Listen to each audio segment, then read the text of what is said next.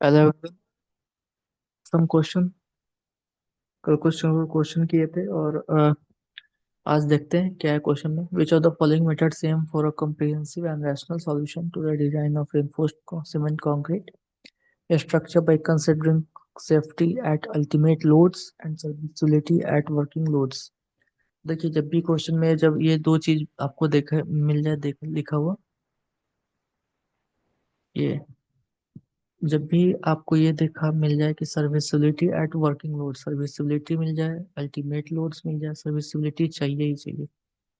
दो limit state method में दो तरह का होता है ना, सर्विसिबिलिटी आता है and collapse.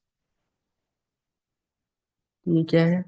Limit state method है। करेक्ट ऑप्शन इज 129 का ए। अब नेक्स्ट क्वेश्चन देखेंगे क्या बोल रहा है। What is the minimum grade of concrete in sea water for which is exposed directly around the sea coast in case of plain concrete as per IS 456/2000?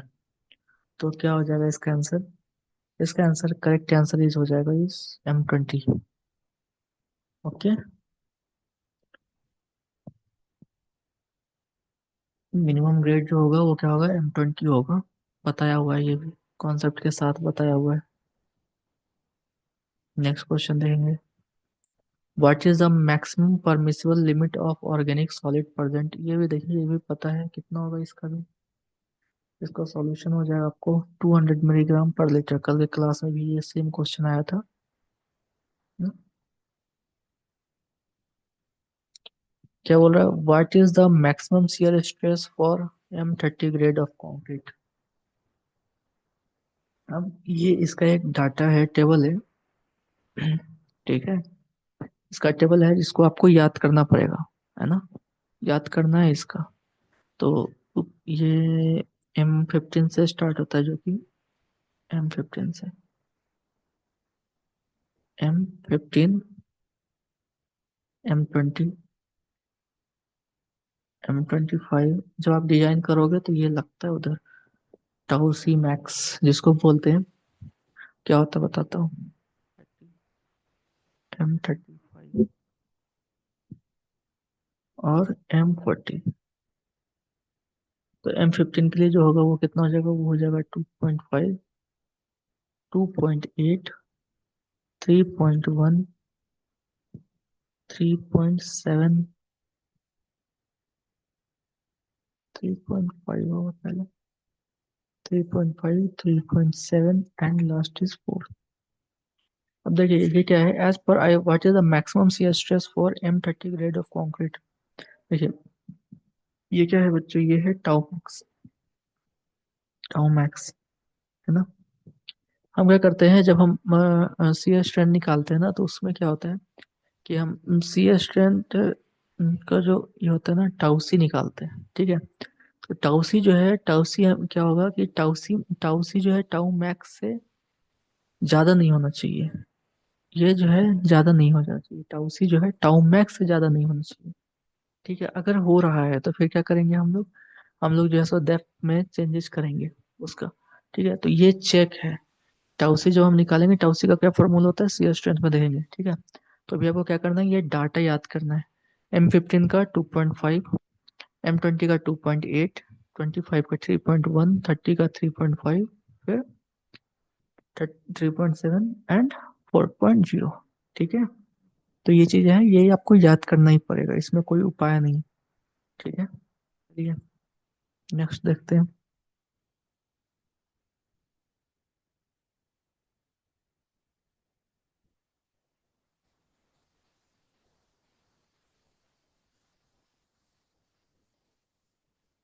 तो क्या हो जाएगा? M30 का था ना, तो M30 के रेस्पेक्ट में क्या हो जाएगा? M30 का कितना बताया आपको? M30 का हो जाएगा 3.50 मेगा पास्कल। ठीक है। अब 134 क्वेश्चन क्या है, देखिए। What must be the minimum grade of concrete to be used for reinforced concrete structure element which is exposed to extreme exposure condition? Extreme exposure condition में जब होगा तो क्या करेंगे? M40 यूज करते हैं। कौन सा यूज करते हैं? M40। याद रखेंगे इसको, सी। करेक्ट ऑप्शन इज सी, बताया हुआ है ये भी। वही सब क्वेश्चन रिपीट हो रहा है, देख रहे हो आप? ये 2019 का क्वेश्चन है। अब चलिए, ये यहाँ पे स्लाइड खत्म हुआ, अब नेक्स्ट स्लाइड में आपको बताता हूँ मैं।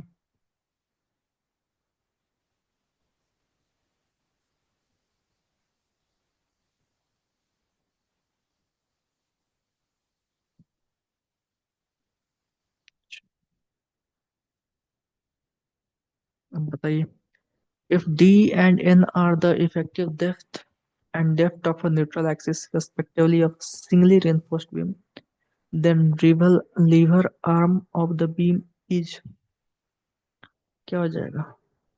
Liver arm of the beam जब आपसे पूछा जाए तो उसका जो जवाब होगा वो क्या हो जाएगा बच्चों? वो हो जाएगा D-N/3। ठीक है, और इस ऑप्शन के हिसाब से D-N/3।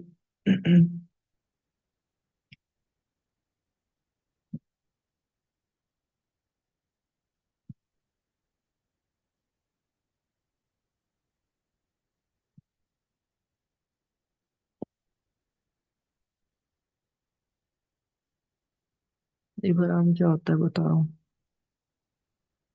मान के चलो ये बीम है आपका, ठीक है, बीम है, और न्यूट्रल एक्सिस ड्रॉ कर दे रहा हूँ।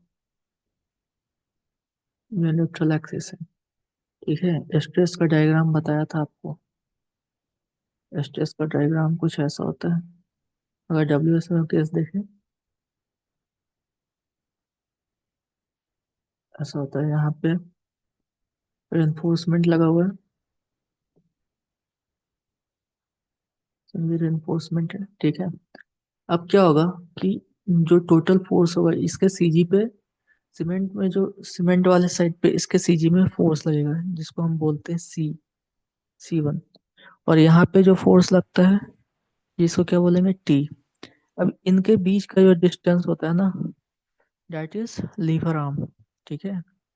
That is what, lever arm. ये T और C1 दोनों क्या होते हैं, सेम होते हैं, C1 = T होता है, ठीक है। अब लीवर आर्म जब आपको निकालना होगा तो लीवर आर्म का फॉर्मूला क्या है, D-X/3। D-X/3, इन दोनों के बीच का जो गैप होगा वो क्या हो जाएगा, D-X/3, ठीक है। याद रखना ये सब। अब x नहीं है, इधर n है, तो n, तो D-N/3 is the correct option. Next question देखते हैं। Why are steel reinforcing rods used in concrete beams? एकदम इजी क्वेश्चन है ये, है ना? तो टेंशन के लिए बताया हूँ मैं। चलिए, विच ऑफ द फॉलोइंग, ये भी क्वेश्चन कल का करा हुआ है। क्या हो जाएगा, 1.FCK+1.65। डिटेल में बताया हूँ ये क्वेश्चन, तो मेरे को लगता नहीं है ये क्वेश्चन फिर से बताने की जरूरत है, कल वाला लेक्चर देख लीजिए, डिटेल में डिस्कस है ये क्वेश्चन। अब सारे क्वेश्चन आपको ऐसे ही मिलेंगे almost. Building codes require the partition load to be considered even without partition if live load is less than, क्या बोल रहे हैं, बोल रहे हैं building codes requires the partition load to be considered even without partition if live load is less than। तो अगर live load 80 psf मतलब 3.83 किलो न्यूटन पर मीटर स्क्वायर से अगर कम हो। अब ये क्वेश्चन जब आएगा एग्जाम में तो क्या करोगे आप? ये क्वेश्चन जब आएगा तो बिल्कुल आप छोड़ोगे ही छोड़ोगे, ठीक है। अगर PYQ लगा लिया है तो PSF में अगर आप पूछता है तो ठीक है बता देना। तो इसका करेक्ट ऑप्शन जो है वो होगा C होगा, ठीक है।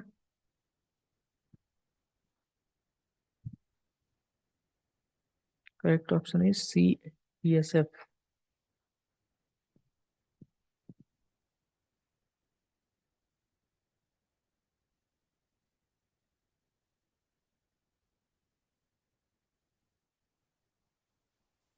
If R1 is 1.1, R2 is 1.2, then what is the value of LR in PCSF? 6.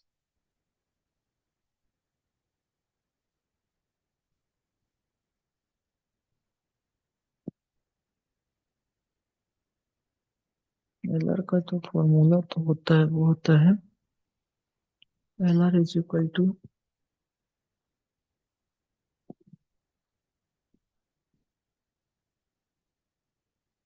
20 R1 R2 होता है तो 20 × 1.1 × 1.2। ये PSF LR वाला जो कॉन्सेप्ट है वो बच्चों ये रहा ड्यू, ये मेरे को देखना पड़ेगा, है ना। तो ये मैं अभी नहीं बता रहा हूँ, ये मैं नोट कर ले रहा हूँ।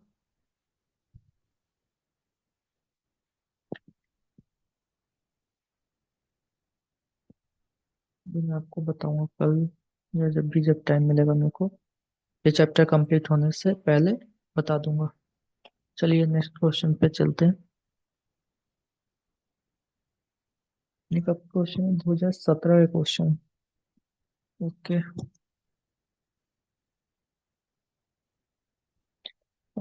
Major beam the building structure is known as, तो कहाँ गए?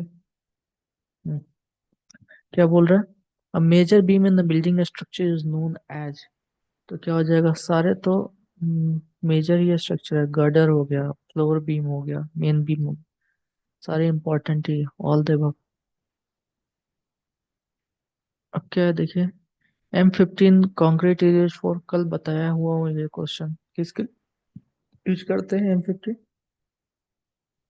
M15 जो यूज करते हैं वो करते हैं फाउंडेशन के लिए, ठीक है। Impact load results from which type of effect of loads applied, impact load बोल रहा है, तो इम्पैक्ट लोड किसके लिए अप्लाई होता है? इम्पैक्ट का मतलब क्या होता है? इम्पैक्ट का मतलब हो गया सडन, है ना। Impact load results from which type of effect of load applied, ये हो गया डायनेमिक लोड के कारण, ठीक है। डायनेमिक जैसे कि मान के चलो ये है एक, और इस पे आप हथौड़े से पुश कर रहे हो, बार बार मार रहे हो, हथौड़ा मार रहे हो इस पे, है ना। इस पे आप अगर हथौड़ा मार रहे हो तो इम्पैक्ट पड़ रहा है इस पे, तो ये डायनेमिक को सडन आप लोड इंक्रीज कर रहे हो, है ना। सडन लोड इंक्रीज कर रहे हो, तो इसका कारण क्या है? ये आ जाएगा इम्पैक्ट लोड डायनेमिक के केस में, ठीक है। इन अ singly reinforced beam compression is borne entirely by concrete, हाँ तो सिंगली reinforced में यही होता है, compression is borne entirely by concrete, concrete ही लेता है सारा।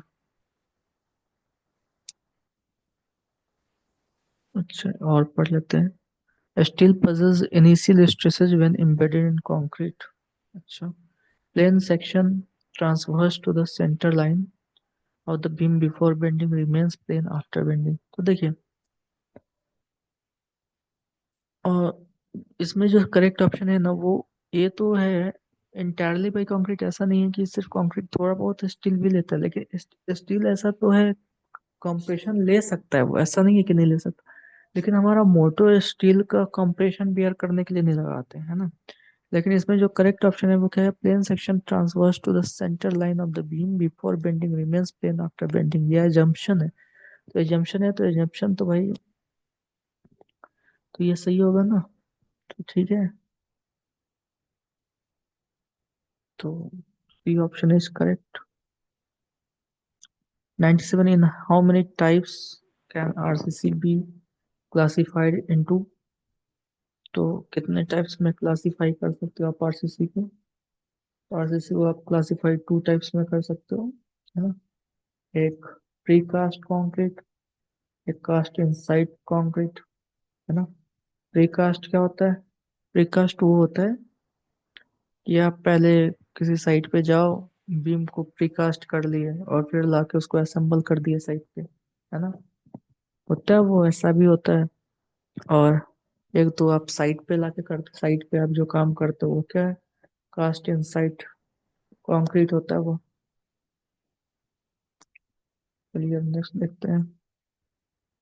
A surface structure has a small thickness, large thickness, moderate thickness, or with thickness. A surface structure has, question अगर ठीक से देख नहीं रहा हो तो मैं पढ़ दे रहा हूँ। Surface structure has small thickness, large thickness, moderate thickness, और विद थिकनेस। क्या लगता है क्या सही होगा?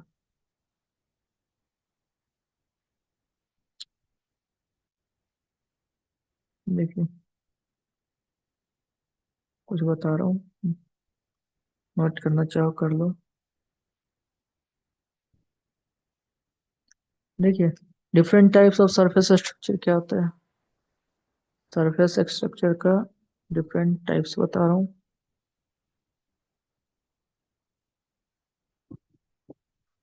Membrane structure,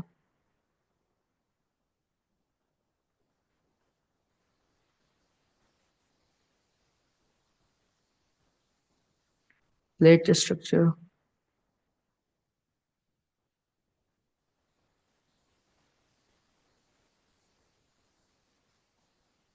and shell structure.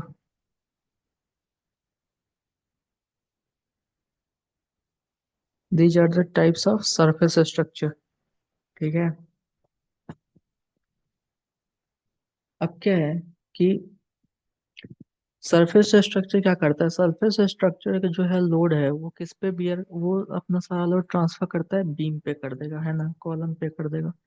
तो सरफेस का जो स्ट्रक्चर होता है, सरफेस स्ट्रक्चर जो होता है वो स्मॉल कम थिकनेस का होता है। जैसे आप देख लो, स्लैब, स्लैब आप वही कितना 600 mm, 300 mm बहुत हो गया, इतना डालोगे 400 500 600 mm तो बहुत भयानक स्लैब बना रहे हो आप, तब डाल देते। तो उस केस में तो जो सरफेस स्ट्रक्चर होता है उसका थिकनेस कितना होता है बच्चों? स्मॉल थिकनेस का होता है ना। चलिए नेक्स्ट।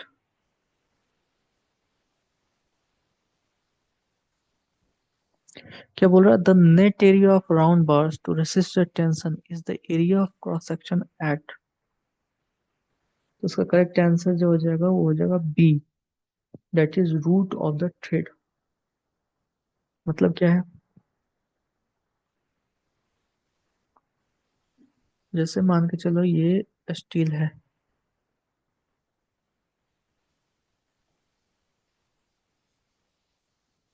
मान के चलिए ये है अपना स्टील बार।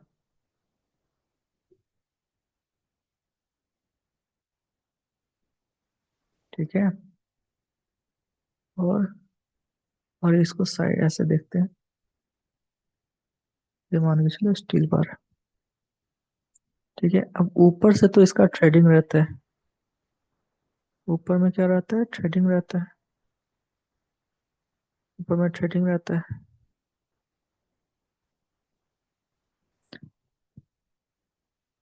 तो ये कहाँ से रूट ऑफ द थ्रेड, जहां से ये थ्रेड, ये जो पोर्शन है ना जहाँ से थ्रेड खत्म हो रहा है, थ्रेड के अंदर का, है ना, वो पोर्शन जो है वो आपका जो है क्या करता है? टेंशन बियर करता है। ठीक है। अब जो मैं एक बार बताया था, HYSD बार्स, वो क्या था?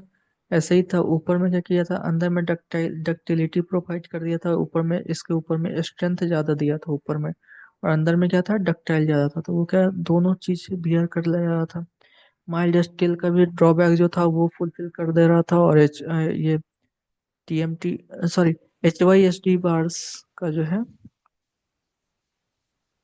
उसका भी प्रॉब्लम सॉर्ट आउट कर दे रहा था, और माइल्ड स्टील का भी प्रॉब्लम सॉल्व कर दे रहा था TMT बार्स। ठीक है। चलिए अब नेक्स्ट क्वेश्चन देखते हैं। तो करेक्ट ऑप्शन क्या हो जाएगा इसका? बी हो जाएगा, root of the thread.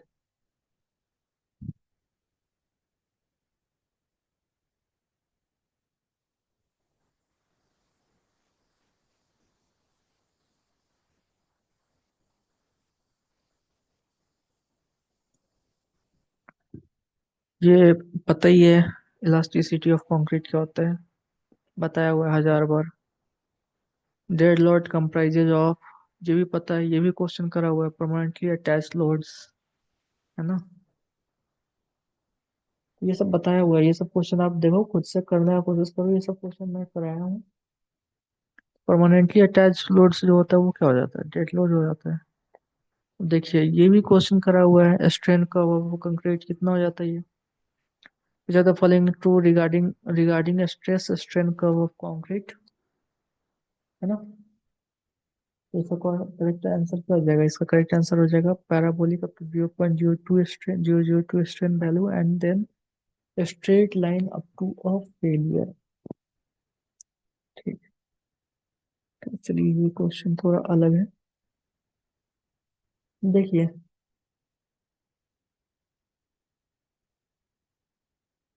Straight curve concrete LSM में ये देखिए, ये जो कंक्रीट में जब स्ट्रेन होता है ना, तो ये यहाँ तक कुछ टाइप पैराबोलिक बिहेवियर से शो करेगा। कहाँ तक पैराबोलिक करेगा? 0.002 तक।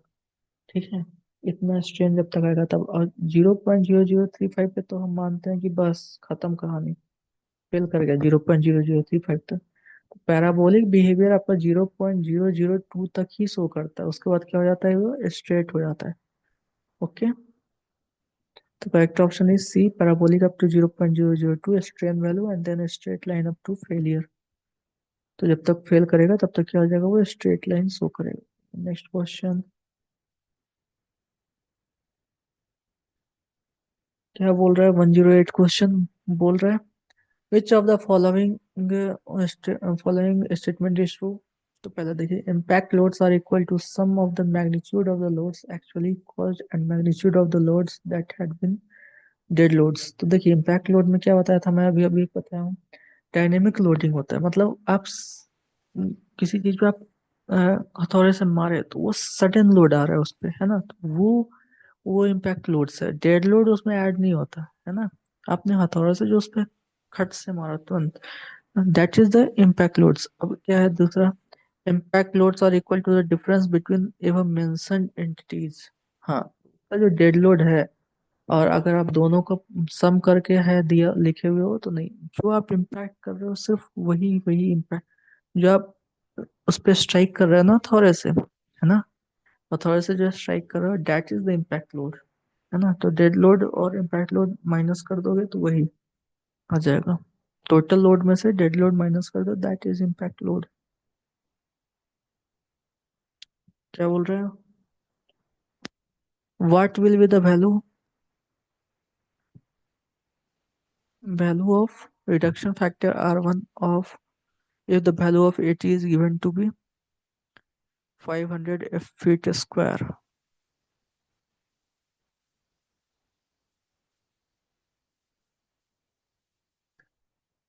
ये क्वेश्चन भी कल बताऊंगा। नेक्स्ट क्वेश्चन देखिए, pick up the correct statement from the following, drying shrinkage is affected by, drying shrinkage is affected by, then its correct option is D, that is all options are correct. The relative humidity of the atmosphere when the concrete is placed, the length of the time, the water cement ratio of the concrete। ठीक है, तो इसका correct option जो होगा बच्चों वो होगा D.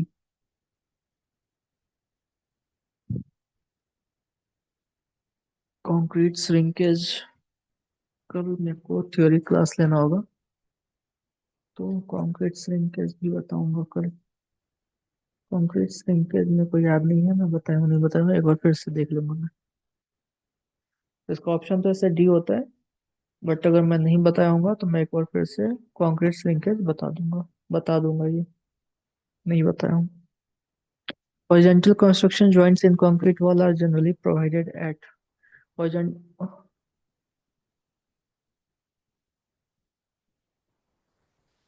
क्या बोल रहे हैं? Horizontal construction joints, horizontal construction joints कहाँ लगता है? जैसे कंक्रीट का लिंटर बना रहे हो आप,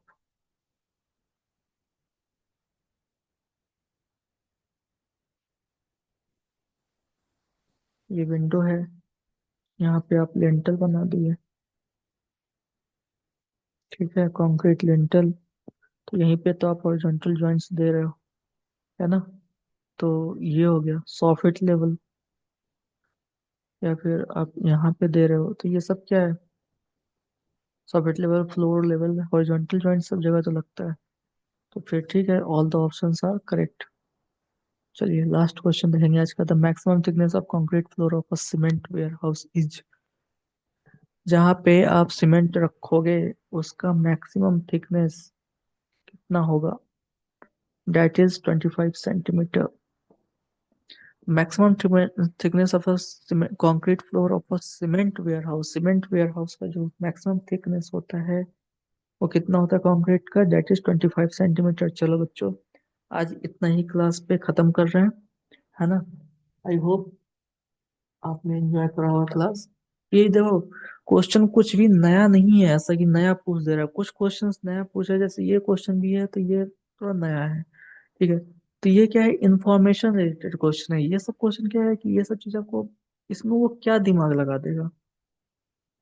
ये जो क्वेश्चन है 113 नंबर की, maximum thickness of concrete floor of cement warehouses कितना, ये सब इंफॉर्मेशन वाला क्वेश्चन है। तो ये सब क्या है, रटना है। तो जैसे पूछ दिया गया कि इसे मतलब कि मिनिमम ग्रेड फॉर फाउंडेशंस चाहे M15 किसके लिए यूज करते हैं, तो भाई फाउंडेशन के लिए यूज करते हैं, तो ये इंफॉर्मेशन है। मिनिमम ग्रेड फॉर RCC क्या करते हैं, तो भाई वो M20 करते हैं। तो ये सब क्वेश्चन जो है वो इंफॉर्मेशन बेस्ड क्वेश्चन है। तो इंफॉर्मेशन बेस्ड क्वेश्चन क्या करेंगे, सीधे रट लेंगे, याद कर लेंगे। उसमें लॉजिक नहीं ढूंढने जाएंगे, अच्छा क्यों, वैसा क्यों। आप भाई बैठे हो एग्जाम निकालने, तो एग्जाम निकालो, ज्यादा ये मत करो, मतलब कि ज्यादा अगर आप ऐसा सोचोगे कि अरे इसका रीजन ये वो, जिसका रीजन जानना होता है, जिसका रीजन रहता है, वो बता देता हूँ मैं। जैसे उसका था कि 5%, जब टेस्टिंग करते हैं क्यूब का तो 5% कम पे फेल करना चाहिए, बाकी 95% 30 से ज्यादा फेल करना चाहिए M30 ग्रेड। जो इम्पोर्टेंट है वो मैं बता रहा हूँ, है ना? इन सब का कोई, ये और बहुत सारा डाटा मैं बता भी नहीं सकता क्योंकि वो IS कोड में लिखा हुआ है। तो क्या करते हैं, IS कोड से जो डाटा है वो डाटा आपको बता दिया जाता है डायरेक्ट, ठीक है? तो यहीं पे क्लास खत्म कर रहा हूँ। I hope you all guys enjoy the video. अपना रिव्यू जरूर दिया कीजिए मुझे ashish.sanjan.c@gmail.com पे। दूसरी चीज ये है, कोई भी टॉपिक RCC में अभी तक जितना कराया हो उसमें से किसी भी टॉपिक में ऐसा लगा हो कि मुझे समझ में नहीं आया, जैसे एक्सवी लिमिटिंग क्या होता है ना? डिजाइन कैसे करते हैं, डिजाइनिंग वजाइनिंग, तो मतलब कोई मतलब नहीं है बता के अभी, क्योंकि प्री में ये सब आते नहीं, है ना? नॉर्मल क्वेश्चन पूछते हैं वो कि बता दो एक्सवी लिमिटिंग कहाँ होगा, के का वैल्यू क्या हो जाएगा, डी क्या हो जाएगा, यही सब पूछते हैं वो, ठीक है? तो इसलिए मैं ज्यादा डीप में नहीं जा रहा हूँ। तो यहीं पे क्लास एंड करते हैं, और अगर आपको कुछ और सीखना होगा, कुछ अलग सा वीडियो चाहिए होगा, तो आप मेरे को मेल कर देना या कमेंट में डाल देना, तो मैं वैसा बना के आपके लिए प्रिपेयर कर दूंगा वीडियो, और आप अपलोड अपलोड कर दूंगा, है ना? इवन अ सिंगल पर्सन को कुछ चाहिए होगा, किसी को रिक्वायरमेंट हो, तो आप बता देना, कोई दिक्कत नहीं है, मैं स्पेशल एक वीडियो बना दूंगा उस पर, ठीक है? चलिए, क्लास को यहीं पे खत्म कर रहे हैं। I hope you all guys enjoy the video. 3-4 bar same बात बोल चुका हूँ, चलिए ठीक, थैंक यू।